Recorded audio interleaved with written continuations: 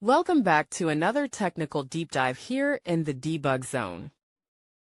Today we're tackling a big question and breaking it down with insights from other users. Hopefully this clears up some misconceptions and helps you get the answer you need. So buckle up, stay a little curious, and let's jump right in.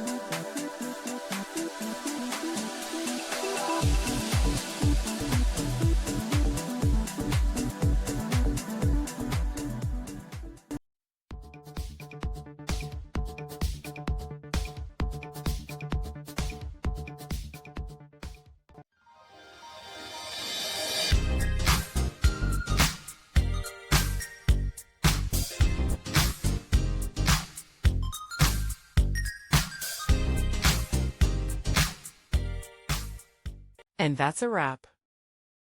I hope you found the answer you were looking for. If you did, take a second to hit that subscribe button. It really helps out. And let me know in the comments which solution worked best for you. See you next time in the debug zone.